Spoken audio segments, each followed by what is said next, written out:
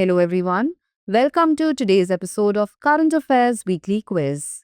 Let's begin with the first question. The Hoyle-Narlikar theory is primarily associated with A. The confirmation of the Big Bang theory through cosmic microwave background radiation, B. An alternative steady-state model of the universe and a modified theory of gravity, C. The discovery of cosmological redshifts as caused solely by relative motion of galaxies, or D. The expansion of the universe without matter creation. The correct answer is option B, an alternative steady-state model of the universe and a modified theory of gravity. Jayant Narlikar, who had contributed immensely to the development of an alternative model of the universe, along with his mentor Fred Hoyle, recently passed away. The Hoyle-Narlikar theory produced evidence to support what is known as the steady-state theory of the universe. It is an alternative theory of the origin of the universe. Question 2. The Shiroi lily is endemic to which geographical region? A. Valley regions of Imphal. B. Lowlands of Manipur. C. Upper reaches of the Shiroi Hill Range in Ukhrul district. D. Forests near the Indo-Myanmar border. The correct answer is option C, upper reaches of the Shiroi Hill Range in Ukhrul district. The Shiroi lily is endemic to the upper reaches of the Shiroi Hill Range in Ukhrul district at an elevation of 2,673 meters above sea level. The Shiroi Lily Festival returns to Manipur on Tuesday, May 20th, after a 2-year pause because of the long-drawn conflict in the state. This will be the first major tourism festival to be hosted by the state since the start of the conflict in May 2023. Question 3. What is the target year for achieving saturation coverage under the Jal Jeevan Mission after its extension? A. December 2024, B. December 2026, C. December 2028, or D. December 2030. The correct answer is option C. December 2028. The government has decided to send 100 teams of Central Nodal Officers for ground inspection of the Jal Jeevan Mission schemes across the country. Since the launch of the Jal Jeevan Mission in 2019, only 75% of the target could be achieved over 5 years, and the remaining 4 crore tap connections are now proposed to be installed by extending the mission by 4 years till December 31, 2028. Question 4. What is the threshold cheating value above which cyber financial crime complaints registered on the 1930 helpline or NCRP are automatically converted into FIRs under the new E0 FIR system? A. Rupees 1 lakh, B. Rupees 5 lakh, C. Rupees 10 lakh, or D. Rupees 50 lakh. The correct answer is option C. Rupees 10 lakh. Union Home Minister recently introduced the new E0 FIR that automatically converts cyber financial crime complaints with a cheating value above Rs 10 lakh registered on the 1930 helpline or the National Cybercrime Reporting Portal NCRP into FIRs. Indian Cybercrime Coordination Center I4C has introduced the new E0 FIR initiative to nab any criminal with unprecedented speed. Question 5. Which constitutional right did the Supreme Court invoke in striking down the 2017 notification and 2021 office memorandum? A. Article 19, Freedom of Speech. B. Article 14, Right to Equality and Article 21, Right to Life. C. Article 370, Special Status. Or D. Article 356, President's Rule. The correct answer is option B, Article 14, Right to Equality, and Article 21, Right to Life. The Supreme Court on May 16 struck down and held illegal a 2017 notification of the Ministry of Environment, Forest and Climate Change, which introduced a regime of granting ex post facto clearances to projects after work had already begun. Notably, a prior clearance is mandatory under the EIA Notification 2006 to scrutinize a project's impact on the environment, natural resources, human health, and social infrastructure such as schools and hospitals. Question 6. How does the core inflation rate differ from headline CPI inflation? A. Core inflation includes food and fuel prices. Headline inflation excludes them. B. Core inflation excludes food and fuel prices. Headline inflation includes all items. C. Core inflation only measures imported good prices. D. Core inflation is always higher than headline inflation. The correct answer is option B. Core inflation excludes food and fuel prices. Headline inflation includes all items. There are different methods of measuring inflation, such as Consumer Price Index (CPI), Wholesale Price Index (WPI), GDP deflator, Producer Price Index or PPI, and wage inflation, with each focusing on a specific aspect of price changes. Headline inflation includes all items in the consumer basket, while core inflation excludes volatile items, usually food and fuel. Question 7. Which genetically modified crop has been developed in India to resist flooding in rice-growing regions? A. Golden rice, B. BT cotton, C. Sub-1 rice, or D. Roundup Ready soybean. The correct answer is option C. Sub-1 rice. Scientists in India have also developed strains of Sub-1 rice which are much more resistant to flooding. Flooding is a major issue in rice-growing regions of northern India and Bangladesh, set to become worse as the climate crisis develops, and now 6 million farmers in the region are using Sub-1 rice to safeguard their crops against inundation. Question 8. Which regulatory hurdle related to US export controls was cleared for Holtec International to transfer nuclear technology to India? A. 10 CFR 810 authorization under the U.S. Atomic Energy Act of 1954. B. WTO trade clearance. C. EPA environmental approval. Or D. IAEA safeguards exemption. The correct answer is option A. 10 CFR 810 authorization under the U.S. Atomic Energy Act of 1954. The government is likely to move two crucial amendments in the laws governing the country's atomic energy sector in the upcoming monsoon session of Parliament. All this comes less than 2 months after the US Department of Energy accorded an unprecedented regulatory clearance to leverage the commercial potential of the Indo-US civil nuclear deal. The March 26 approval from DOE or Department of Energy effectively cleared DOE's restrictive regulation that is referred to 10 CFR 810. Question 9. What are the reputational risks as flagged by the IMF staff in the context of the Pakistan bailout? A. Risks related to loss of physical assets due to conflict. B. Risks of perceived misuse of IMF funds and damage to the fund's neutral image. C. Risks of currency devaluation. Or D. Risks related to climate change impacts. The correct answer is option B.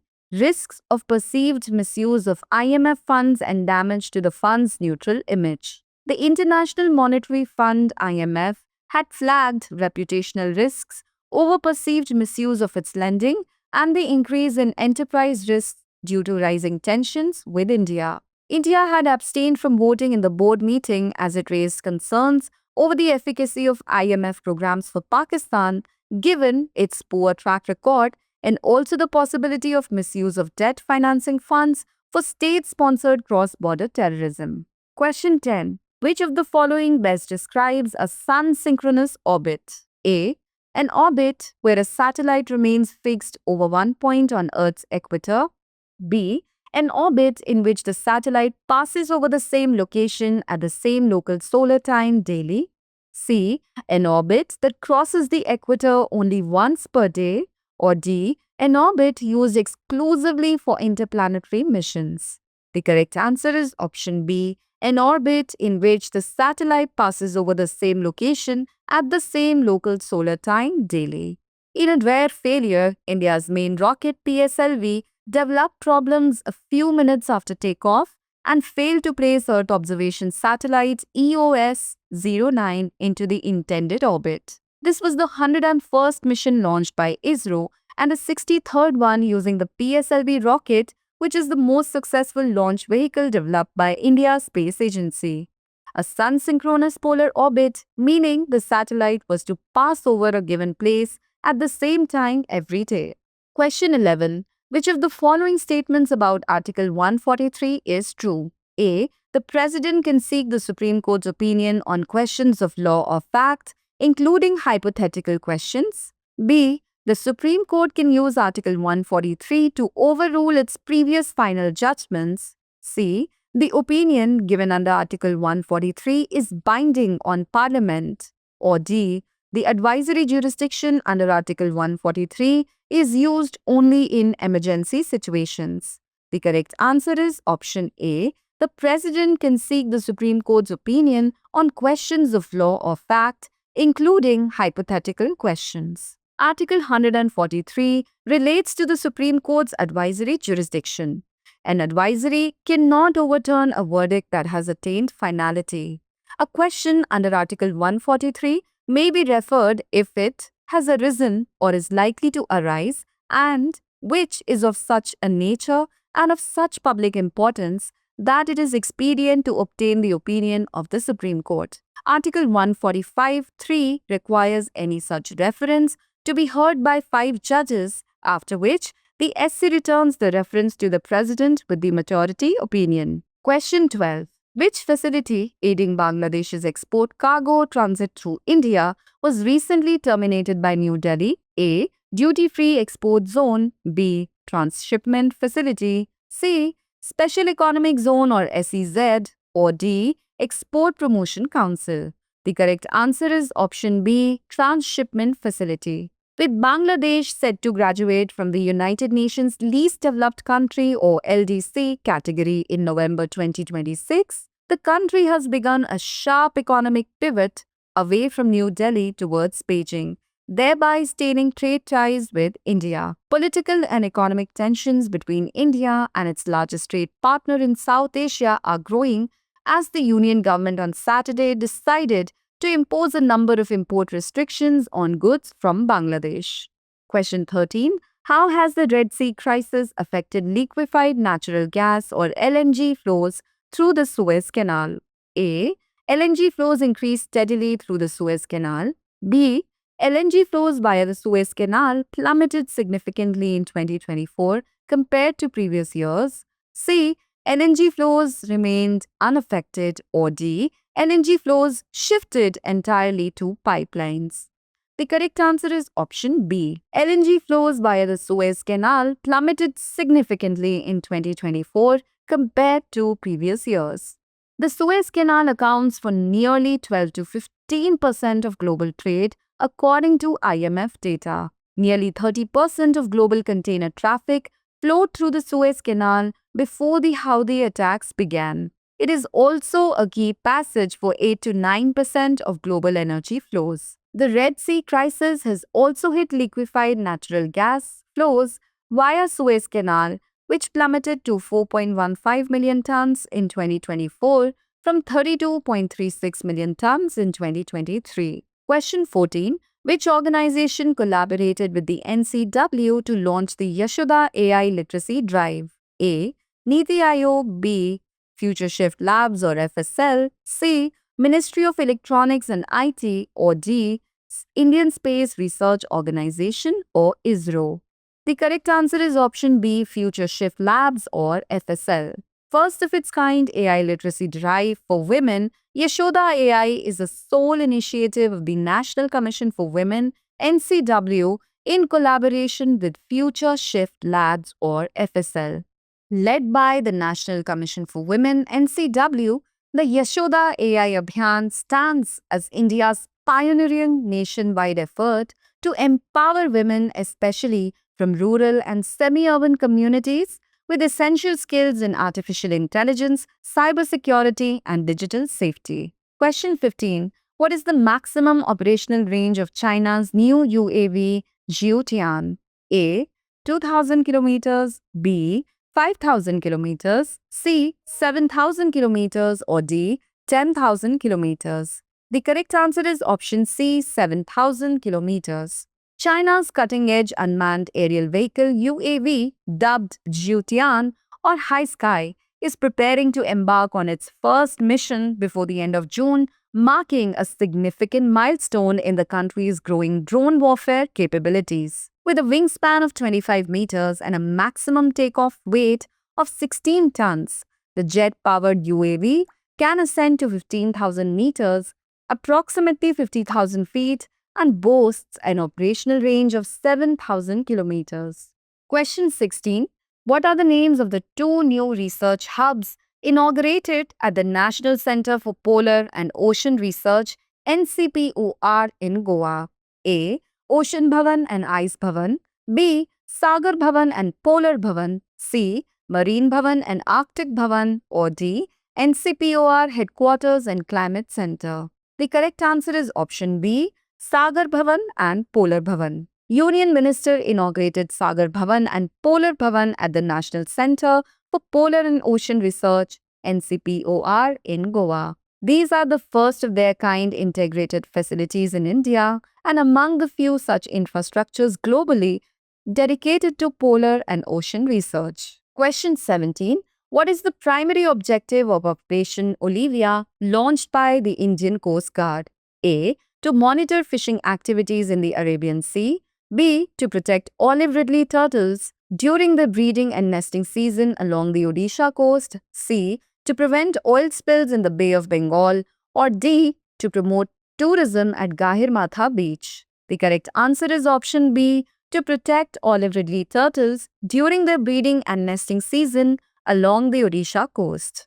Indian Coast Guard ICG's annual operation, Operation Olivia, has achieved major success by protecting over 6.98 lakh olive ridley turtles nesting at the Rishikulya river mouth in Odisha. It was launched in the early 1980s to protect olive ridley turtles during their breeding and nesting season along the Odisha coast. It aims to ensure safe nesting grounds for these turtles by preventing unlawful trawling, particularly at Gahir Matha beach and nearby coastal area of Odisha.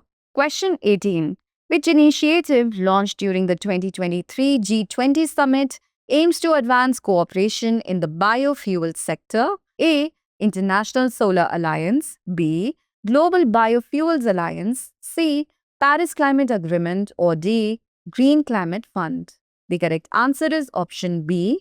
Global Biofuels Alliance. Union Minister for Power in a BRICS Energy Ministers meeting in Brazil told that energy security is one of the most pressing challenges and emphasized the need to strengthen cooperation in the southern grouping to ensure economic stability and sustainability. India has also been working on making energy accessible for the least developed countries in Africa through the International Solar Alliance. Question 19.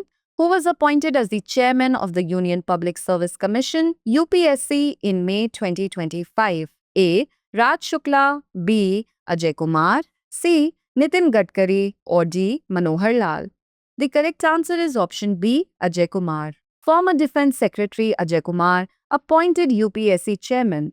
Ajay Kumar has served in key positions in the state government of Kerala as well as in the centre. Mr. Kumar belongs to the 1985 batch of the Indian Administrative Service IAS of Kerala cadre. During a career spanning 35 years, he has served in key positions in the state government of Kerala as well as in the centre. He steered the Agniveer policy in 2022. Question 20. Operation Black Forest was a joint operation conducted by which of the following forces? A. Indian Army and Assam Rifles. B. CRPF and Chhattisgarh Police. C. BSF and Odisha Police. Or D. NIA and Jharkhand Police. The correct answer is option B. CRPF and Chhattisgarh Police. 31 hardcore Maoists were eliminated during the Operation Black Forest conducted jointly by CRPF and Chhattisgarh Police. Operation destroyed critical nexus of insurgency's command structure. In what is being hailed as the largest anti-Maoist operation in the country's history, Operation Black Forest, a meticulously planned and bold 3-week campaign by the Central Reserve Police Force, CRPF and Chhattisgarh Police, has successfully dismantled the strongest Maoist fortress located in Kuragatta Hills along the Chhattisgarh-Telangana border. That's all for today. Thanks for watching.